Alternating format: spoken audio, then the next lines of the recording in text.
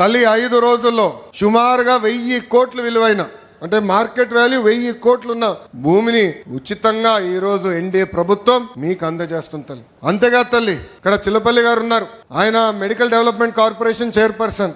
దశాబ్దాలుగా మనందరికి ఒక కళ ఉంది తల్లి, అది 100 పడకల ఆసుపత్రి. దశాబ్దాలుగా ఉన్న కళ. ప్రైవేట్ డాక్టర్లు వచ్చి నాకు చెప్పారు హాస్పిటల్ మీరు కట్టాలి అని చెప్పి. అమ్మా ఈరోజు నేను గర్వంగా చెప్తున్నా, 2వ కేబినెట్ మీటింగ్ లో అప్రూవల్ తీసుకొచ్చాను. 13వ తారీఖు ఏప్రిల్ 13వ తారీఖు దానికి శంకుస్థాపన కూడా మన ప్రభుత్వం ఇవ్వబోతుంది. ఒకే ఒక సంవత్సరం 12 నెలల్లో ఆ పని పూర్తి చేసే బాధ్యత మటుకు చిల్లపల్లి గారు తీసుకుంటున్నారు తల్లి. పోలీస్ స్టేషన్ అప్గ్రేడ్ చేస్తున్నాం, ట్రాఫిక్ పోలీస్ స్టేషన్ అప్గ్రేడ్ చేస్తున్నాం, ఈరోజు పార్కులు చెరువులు అభివృద్ధి చేస్తున్నాం, చేనేత సోదరులకి ఒక హ్యాండ్లూమ్ క్లస్టర్ ఏర్పాటు చేస్తున్నాం. మన దగ్గర ఎక్కువ మంది స్వర్ణకారులు ఉన్నారు, వాళ్ళ కోసం ఆనాడే చెప్పా జెమ్స్ జ్యువెలరీ పార్క్.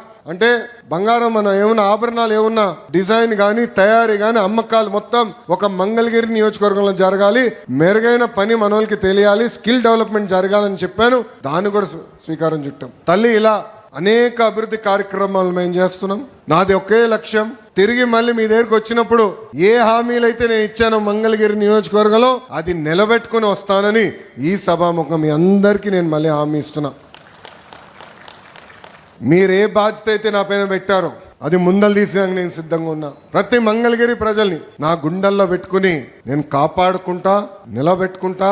నా లక్ష్యం ఒకటే, భారతదేశంలో నంబర్ 1 నియోజకవర్గం ఏదంటే అని ఆలోచిస్తే దానికి చిరునామా మంగళగిరి చేసే బాధ్యత మీ లోకేష్ తీసుకుంటాడని ఈ సభాముఖం తెలుపుకుంటూ తల్లి మీరందరూ ఒక్కసారి ఆలోచించమని కోరుతున్నాం. మీ ఇంట్లో కొలతలు తీసడానికి వచ్చినప్పుడు Telugu Desam party, Janasena party, Bharatiya Janata party నాయకులు వచ్చారు, అధికారులతో కలిసికట్టుగా వచ్చారు. మీ దగ్గర నుంచి ఒక కప్పు టీ తాగలేదు, ఒక బాటిల్ నీళ్ళు తాగలేదు తల్లి. స్వచ్ఛందంగా వచ్చి మీకు సేవ చేసానికి వచ్చారు తల్లి. ఈ రోజు 1000 కోట్ల రూపాయలు విలువైన ఆస్తి మీకు ప్రభుత్వం అందిస్తుంటే దాంట్లో ₹1 అవినీతి లేకుండా మేము చేశాం తల్లి. అది ఎన్డీఏ ప్రభుత్వానికి ఉన్న చిత్తశుద్ధి.